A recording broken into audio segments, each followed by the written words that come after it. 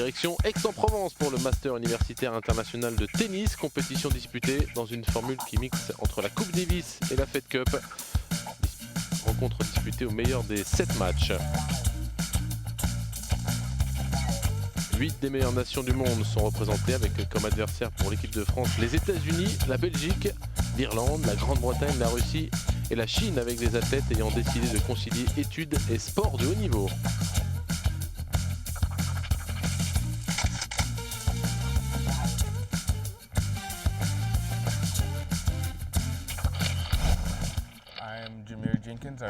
Salut, je m'appelle Jermaine Jenkins, je suis américain, j'étudie l'anthropologie à l'université de Virginie.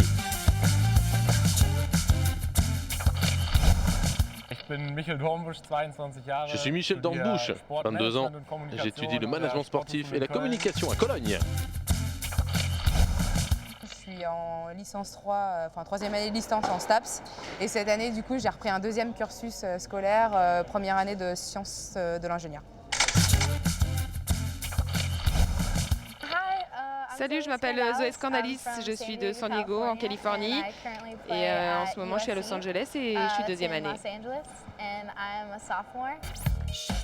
Dans une ambiance festive, 8 équipes représentées par 48 étudiants se disputent le trophée.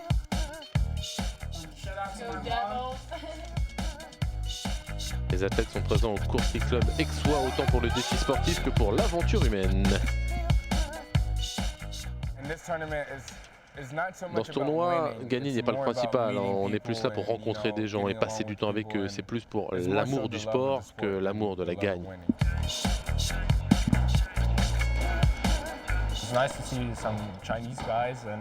C'est sympa de voir des Chinois et des mecs qui viennent des États-Unis ou de Belgique ou de France. Je pense qu'on ne se voit pas lors des autres tournois, mais c'est sympa de voir les autres pays, les autres cultures.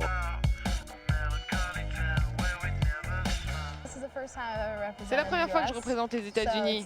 C'est nouveau pour moi d'être dans l'ambiance USA. C'est vraiment cool. C'est intéressant car je veux sympathiser avec toutes les autres équipes, mais en même temps on a envie de se battre et de gagner.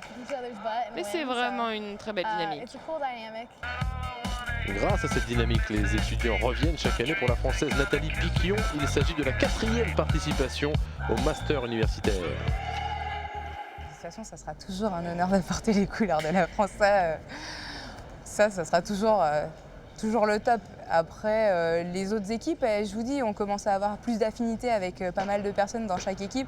Donc forcément, ça crée une cohésion au-delà de juste la cohésion de l'équipe de France. Il y a une cohésion totale et ça, c'est bien. Tous ont le même rêve, devenir professionnels et jouer sur le circuit, mais tous savent également que le sport de haut niveau peut s'arrêter très vite.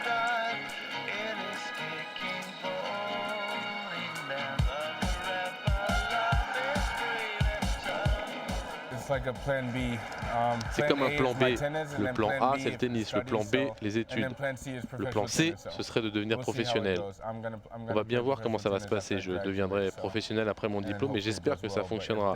Si ça ne fonctionne pas, voilà pourquoi je fais des études.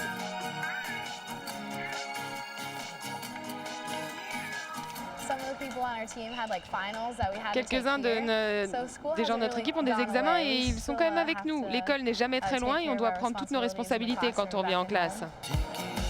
Pour tous, le défi est donc le même, trouver le bon équilibre entre sport de haut niveau et études. J'étais professionnel avant de reprendre mes études. Je suis étudiant depuis octobre. C'est impossible pour moi de jouer autant que je le voudrais. En ce moment, je ne joue que 2 fois par semaine, mais donc je ne peux pas énormément travailler. J'espère que bientôt je pourrai m'entraîner un peu plus et jouer mieux l'an prochain.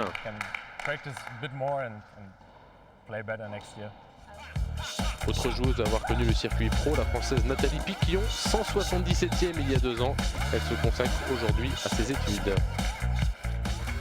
J'ai remis la priorité sur les études, du coup je vais moins sur le circuit, je vais attendre probablement les vacances ou l'été pour refaire des tournois sur le circuit. Donc voilà, les deux restent toujours très importants pour moi, le tennis et les études, et je pense que c'est compatible. Pour aider les athlètes à atteindre le haut niveau, certaines équipes sont coachées par des entraîneurs de top niveau mondial, à l'image de l'américain Greg Payton, entraîneur des débuts de Pete Sampras, Jim Courier et Andy Roddick.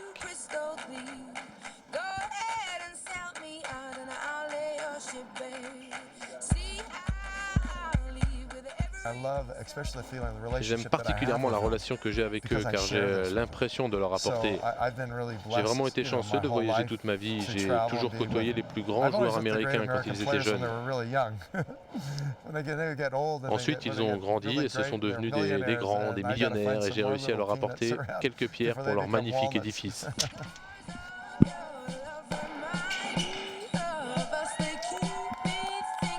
Pour la deuxième année consécutive, ce sont les États-Unis qui remportent le Master avec une victoire 5-2 en finale face à l'Allemagne. Troisième victoire en 4 ans pour l'équipe américaine. Troisième place pour la Russie. La France, victorieuse de la compétition en 2009 et 2011, se classe 4e.